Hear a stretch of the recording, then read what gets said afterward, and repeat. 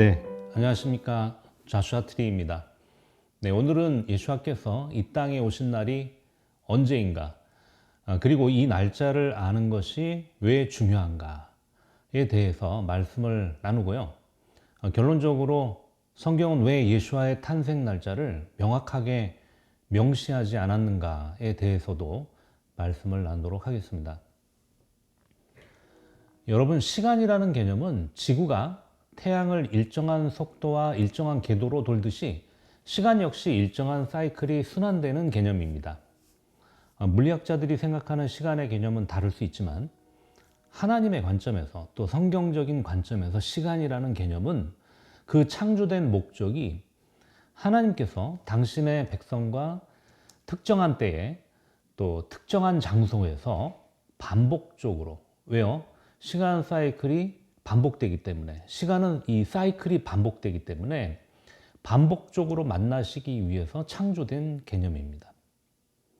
그래서 시간은 자연스럽게 그 시간과 짝이 되는 공간, 즉 장소와 분리될 수 없습니다. 그리고 하나님께서 자기 백성과 만나시기로 정한 시간은 일정한 사이클을 이루는 시스템 안에서 어떤 특정한 날짜와 공간과 장소를 명시해서 정하셨던 것이죠. 이것을 우리는 모에드, 복수형으로 모아딤, 하나님의 시간표라고 말합니다. 제가 오늘 주제와 관련해서 이렇게 시작하는 이유는 하나님의 시간표, 이 모아딤, 우리말로는 절기라고 하죠. 이 절기의 시스템을 알아야 예수와의 탄생일이 왜 그날이어야 하는지 그것을 알 수 있기 때문입니다. 그렇다면 예수와께서 대속제물로 드려져야 했던 날이 왜 그날인지, 그리고 또 왜 거기서 죽임을 당하셨는지, 그리고 또 왜 그날 거기서 부활하셔야 했고 왜 그날에 그곳에 다시 오셔야 하는지를 알 수 있기 때문입니다. 그래서 우리가 하나님께서 정해놓으신 시간과 공간, 이 모에드, 절기의 시스템 안에서 이 날짜들의 의미를 발견해야 하는 것입니다. 저는 앞으로 예수와의 탄생일에 관한 내용을 시작으로 예수와의 죽으심, 또 부활하심, 승천하시고 하늘에 계심, 그리고 다시 오심에 관한 시리즈 영상을 여러분들에게 공유하려고 합니다.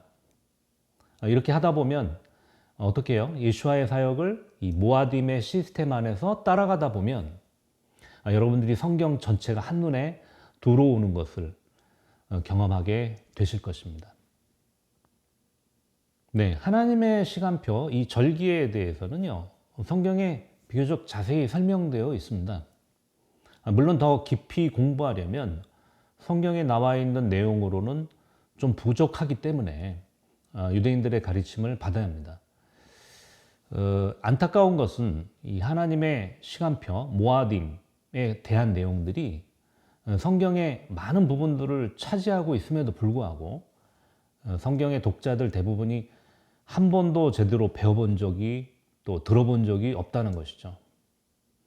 이것은 매우 아이러니한 일입니다.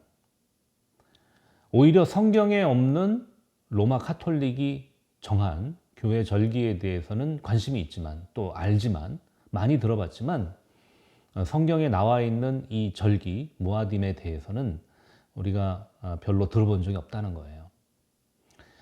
제가 절기에 대해서 관심을 가지고 집중적으로 공부한 지가 약 8, 9년 정도가 됐는데요. 물론 아직도 난해한 부분이 있습니다. 그렇기 때문에 제가 한 번에 여러분들에게 쉽게 설명드리기가 그렇게 쉽지는 않을 것 같습니다.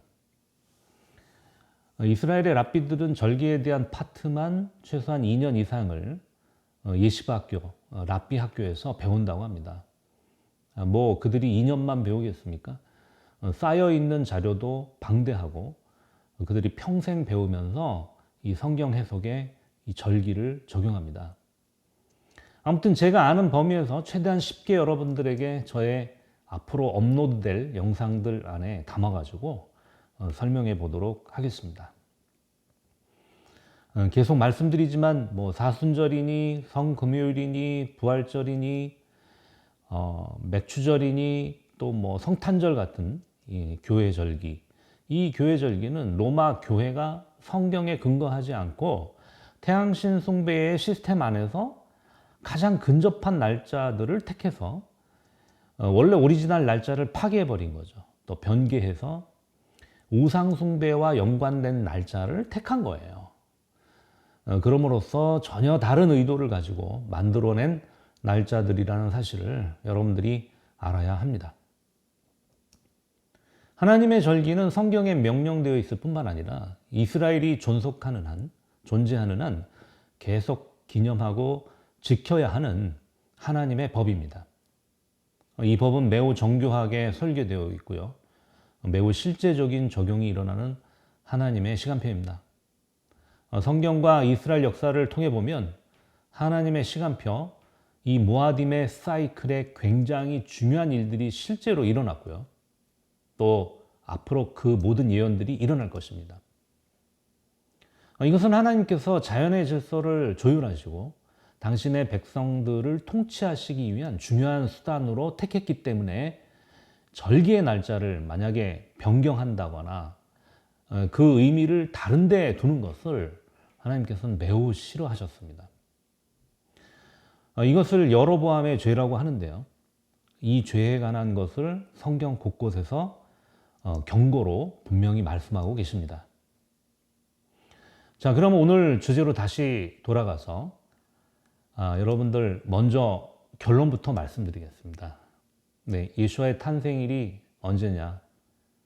네, 여기에 진실에 가까운 두 가지 의견이 있습니다. 하나는 유월절 탄생 주장과 또 하나는 초막절 탄생 주장이 있습니다. 예수의 탄생 역시 절기와 깊이 연결되어 있습니다. 왜 그렇습니까? 그분은 절기, 즉 모아딤의 핵심인 샤밧의 주인이시기 때문입니다. 모아딤의 핵심이 7번째 날 샤밧, 이 샤밧이 핵심입니다. 이것은 다음 영상에서 더 자세히 설명드리겠습니다. 저는 이 두 가지 주장 모두 예수와의 탄생일과 깊은 관계가 있다고 생각합니다. 그러면 이 두 절기의 날짜가 6개월의 시간적 차이가 있거든요.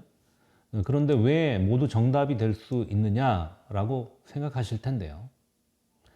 이렇게 말하는 이유는 모아딤의 시스템 안에 어떤 비밀이 있기 때문에 그렇습니다. 이것도 역시 앞으로 제가 모아딤의 구조와 메커니즘에 관한 영상을 공유할 텐데요. 여러분들이 계속 배우고 이해하시다 보면 왜 예수와의 탄생일이 유월절과 초막절 모두 답이 될 수 있는가에 대해서 이해하시게 되실 겁니다. 아무튼 저의 첫 번째 결론은 유월절과 초막절 모두 예수와의 탄생일이 될 수 있다입니다. 자, 그러나 여러분, 이 결론은 사실 부족한 결론입니다. 네, 조금 더 명확한 결론이 필요합니다.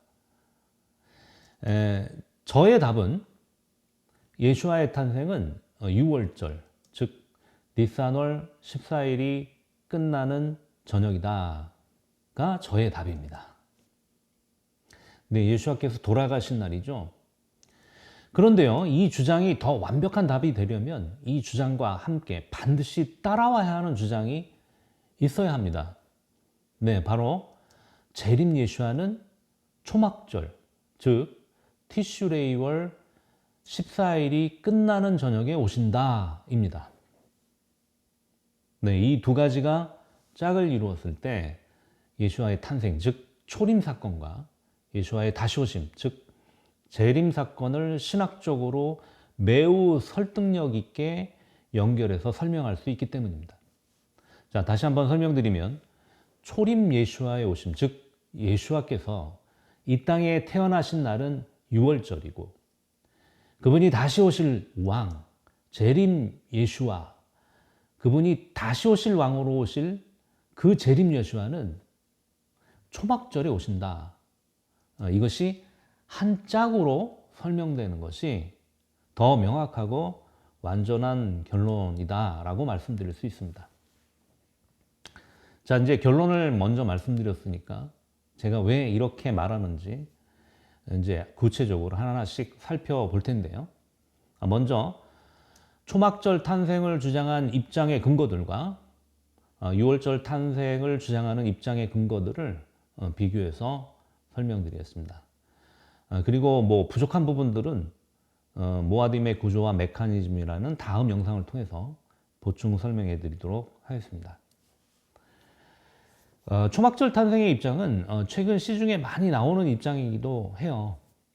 뭐 제가 알고 있는 몇몇 한국의 이스라엘 사역단체나 또 이스라엘에 관련된 강의를 하시는 분들도 이 예수와의 초막절 탄생을 뭐 강력하게 주장하고 계십니다.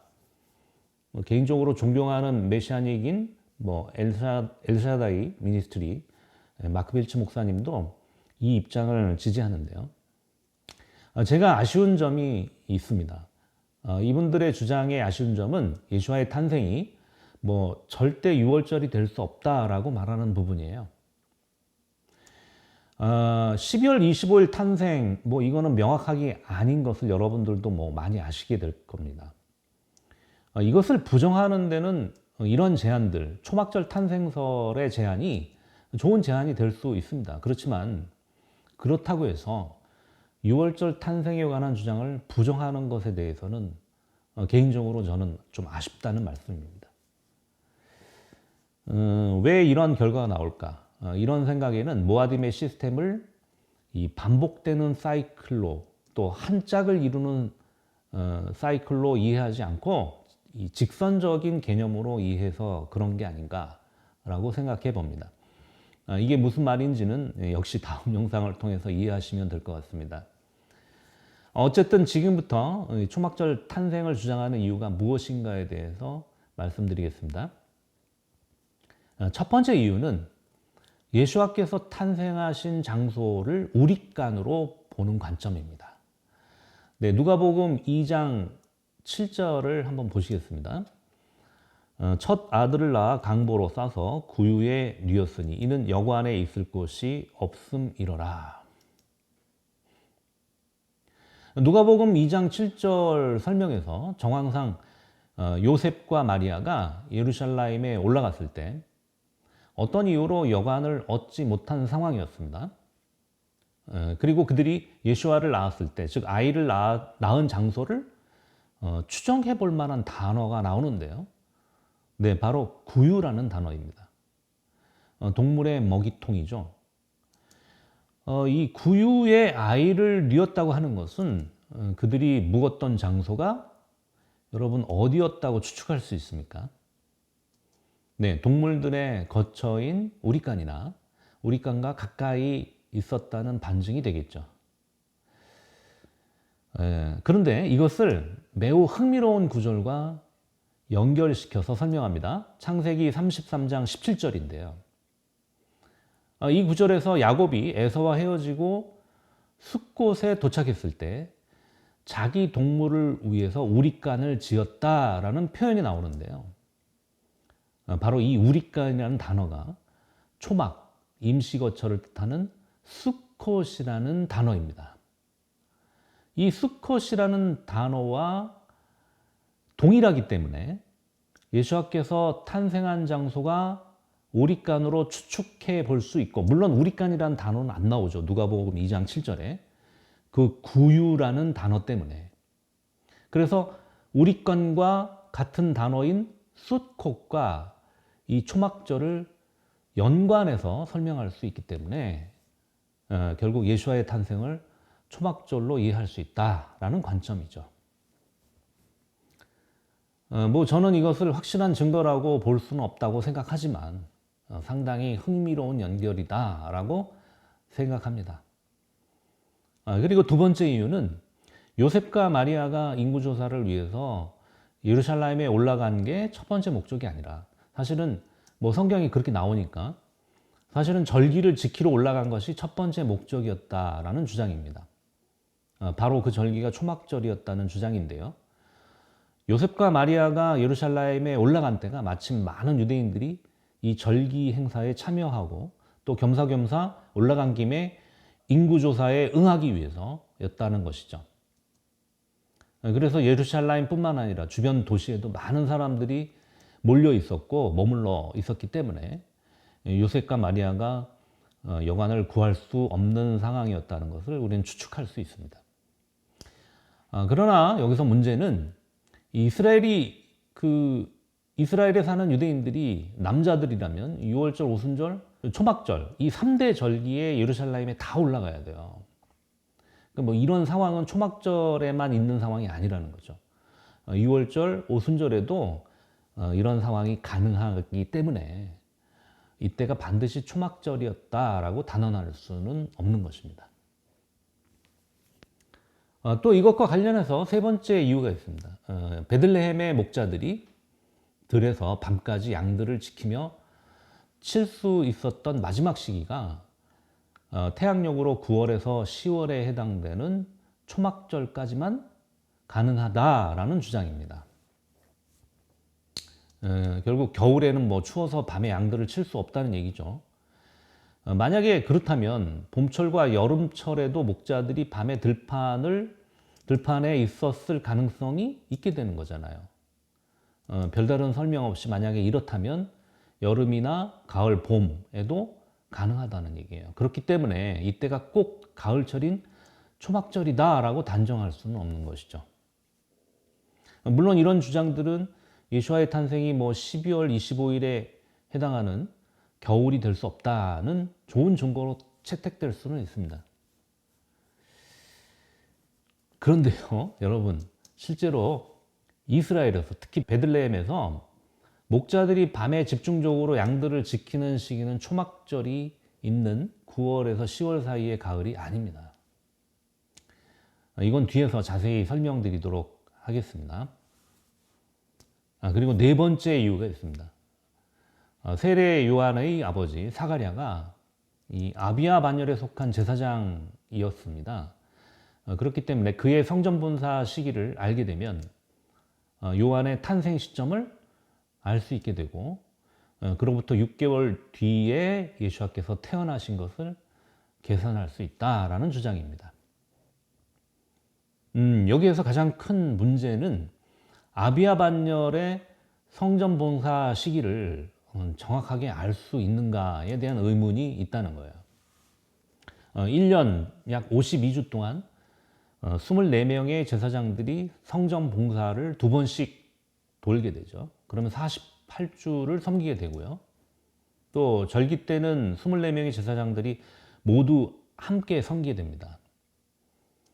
이런 계산법이 일단 적용되고 또 유대력은 윤달이 있어요. 1년에 52주가 넘는 때가 19년에 7번 윤달이 있기 때문에 제사장들의 성전 봉사 순서가 매년 일정한 패턴으로 또 일정한 날짜로 고정될 수 없다는 점이 있습니다. 그리고 그 당시 제사장 봉사 순서가 정확하게 기록으로 남아있지 않기 때문에 또 뭐 알 수 있다 해도 6개월 간격으로 1년에 2번 섬겨야 하는 그 요한의 그 아버지 사가랴의 봉사 시점을 정확하게 알 수 없기 때문에 요한의 탄생 시점이 봄 아니면 가을, 뭐 안다 하더라도 여름 아니면 겨울 이렇게 완전히 달라질 수 있다는 거예요. 6개월 차이가 나기 때문에 봉사의 그 시점이. 그리고 또 하나의 문제는 세례 요한의 아버지 사가랴가 직무를 마치고 집에 와 있는 동안이 6개월이에요. 이 6개월의 시간 동안 그의 아내와 언제 동침했고 또 그의 아내가 언제 임신했는지에 대한 정확한 예측을 할 수가 없습니다. 뭐 제가 그 제사장 순서가 소개된 자료를 뭐 인터넷에서 2개 정도 얻을 수 있었는데요. 이 2개의 순서가 서로 달라요. 뭐 여러 가지 자료를 바탕으로 만들어진 것이겠지만 서로 계산 방식에 따라서 달라지기 때문에 이런 결과가 나오게 되는 것입니다. 결론적으로 이런 방식으로는 요한의 탄생 시점과 또 예수와의 탄생 시점을 연결해서 이해할 수 없다는 것입니다. 그리고 그 외에 임마누엘 하나님, 즉 임마누엘이라는 뜻, 하나님께서 우리와 함께 거하신다 라는 의미죠. 이 임마누엘이라는 예수와에 관한 예언의 이름이 초막절과 연관성이 있다라는 주장입니다. 요한복음 1장에 말씀이 육신이 되어 우리 가운데 거하심에 라는 표현이 있죠. 이 말씀과 임마누엘이라는 이름을 연결시키는 거예요. 그렇지만 이런 표현은 오히려 재림 예수아가 오셔서 메시아 왕국을 이루시면서 우리와 함께 있는 모습과 더 가깝지 않습니까?